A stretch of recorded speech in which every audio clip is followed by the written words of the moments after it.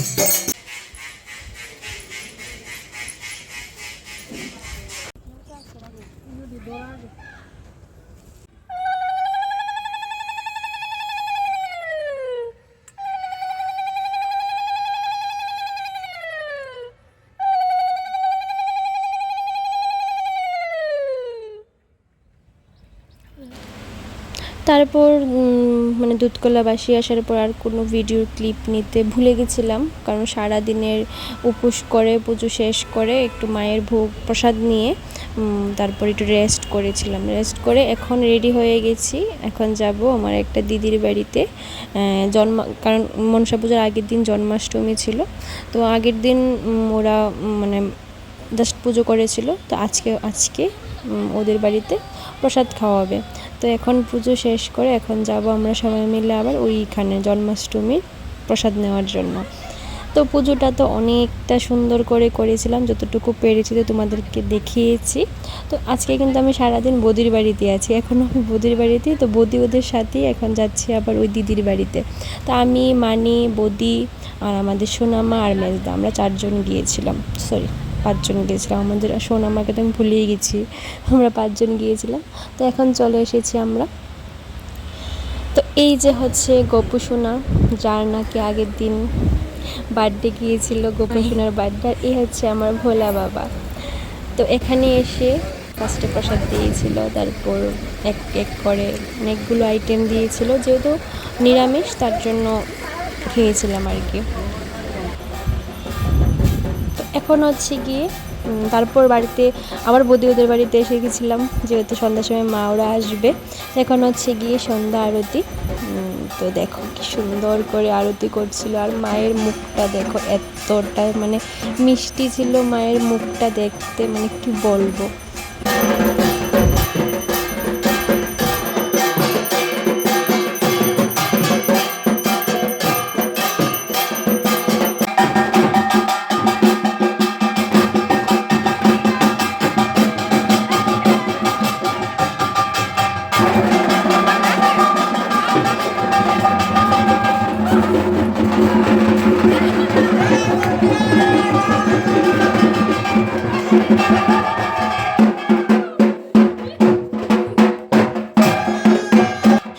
তো আমি না হঠাৎ ভিডিও করতে ভুলেই যাই। তো সন্ধ্যা আরতি হওয়ার পর সবাই এসেছিলো, প্রসাদ টসাদ খেয়েছিল, আমি আর কোনো ভিডিও নিতে একদম ভুলে গেছি। তো এখন প্রায় রাত্র 10:30 বাজে। এখন আমরা সবাই মিলে একটু ডান্স করছিলাম। আবার কাসর ঢাক ঢোল বাজিয়ে এতটা ভালো লাগে পুজোর মধ্যে কাসর ঢাক ঢোল বাজিয়ে তালে তালে নাচতে। তোমাদের কার কার ভালো লাগে কাসর ঢাক ঢোল দিয়ে মানে ঢাক বাজিয়ে নাচতে? আমার তো অনেক ভালো লাগে, সেই ডিজে বক্স টক্স থেকে। তো এখন প্রায় 11:30 বাজে, আমাদের নাচ শেষ হলো। এখন একটু প্রসাদ খাচ্ছি, তারপর চলে যাব সোজা বাড়ি। 3 days later. তো রবিবার দিন মনসা পুজো ছিল। তারপর রাত্রেবেলা বাড়িতে গিয়ে আর কোনো ভিডিও ক্লিপ করিনি, আর ভিডিওটাও শেষ করতে ভুলে গেছি, যেটা আমার সবসময়ই হয়ে থাকে। তো ভাবলাম যে চলো ভিডিওটা যেহেতু শেষ করিনি, এই ভিডিওর মাধ্যমে মায়ের বিদায়ের ভিডিওটাও একটু মানে তোমাদের সাথে শেয়ার করে ফেলি। তো ওদের মায়ের বিসর্জন হয়েছিল সেই 3 দিন পরে। ওদের নাকি পুজোর পরের দিন আরেকবার মানে বই পড়তে হয়, বই বাঁধতে হয় পরে। তারপরের দিন মঙ্গলবার ছিল, করা হয়নি। তো ওদের বিসর্জন হয়েছিল বুধবার দিন। তো বুধবার দিন আমি আর মানি চলে গিয়েছিলাম। আর এখানে দেখো আমাদের সোনামা গান গাইছিল, তোমরাও একটু শোনো আমাদের সোনামার গানটা।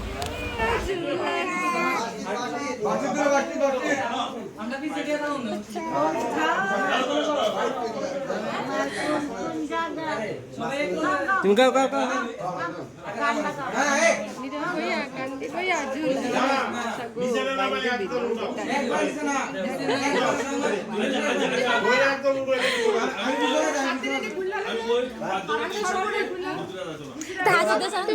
পাঠাওনি কেন আমাকে? কোনটা?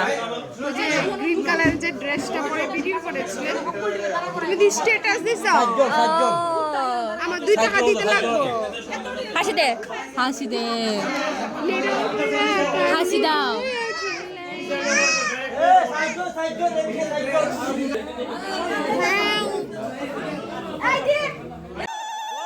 তো তোমরা কি শুনেছো আমাদের সোনামা কি গান গাইছিল? ও গাইছিল যে তোমার কোন কোন জায়গায় ব্যথা গো বান্ধবী ললিতা। ওইটা ওর ছোট দাদা ওকে শিখিয়েছে গানটা। তো পুজোর দিনগুলো তো খুবই ভালো কাটলো, মানে পুজোর দিনটা সবাই মিলে খুব মজা করেছি, খুবই মজা করেছি। প্রথমবার একদম সকাল থেকে ওদের বাড়িতে গিয়ে সবার সাথে অনেকটা মজা করেছি, কথা বলেছি। তো এখন হচ্ছে গিয়ে মায়ের বিদায়, আবার সে 1 বছরের অপেক্ষা, আবার মা আসবে 1 বছর পর, আবার সবাই একসাথে হব, মজা করব। জানো তো বাড়িতে না কোনো পুজো বিয়ে কোনো অনুষ্ঠান হলেই সবাই একসাথে হই, সবাই অনেকটা মজা করি, খুবই ভালো লাগে। তো ওদের বাড়িতে তো এই প্রথমবার আমি গিয়েছিলাম, একদম সকাল থেকে থেকেছি, ওদের সাথে মজা করেছি। আর এই যে ইনি তো আছেনই, ইনাকে নিয়ে আমরা সবাই সারাদিন ব্যস্ত থাকি, মজা করি। তো খুবই ভালো লেগেছিল। আশা করি সামনে বছরও মা যদি নেই যাব, মজা করব, পুজো করব, আনন্দ করব। আর এই যে হচ্ছে আমি ভূত, আমাকে তো আরও ভূত বানিয়েছে। যতবার আমি মুখ ধুই আমাকে এনে আবার ভরিয়ে দিই। মাথার মধ্যে যেন কতগুলো রং হবে, যে সময় স্নান করব ওই সময় বোঝা যাবে।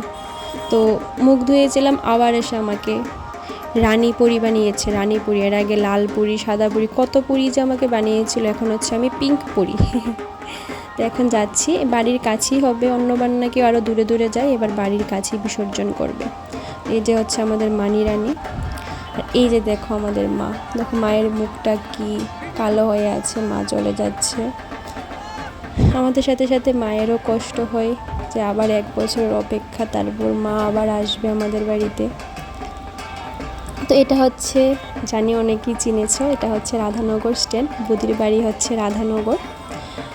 তো চলো।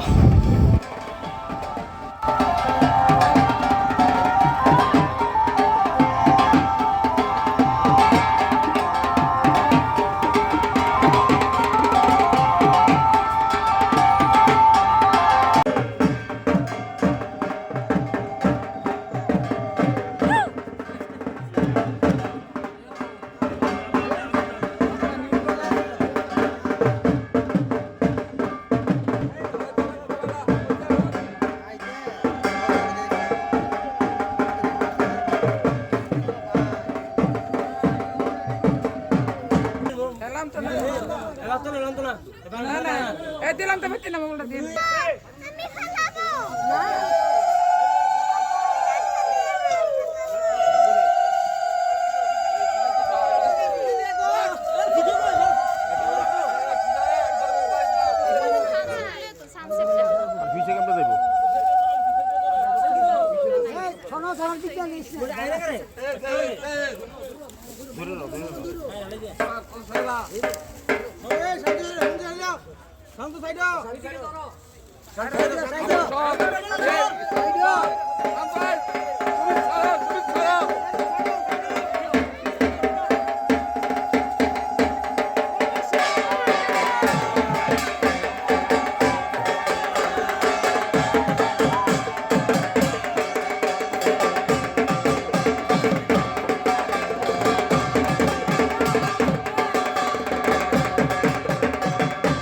তো এখানে দেখো মায়ের বিসর্জন হয়ে গেল, কি সুন্দর করে মাকে বিসর্জন করলো, মাকে বিদায় দিল।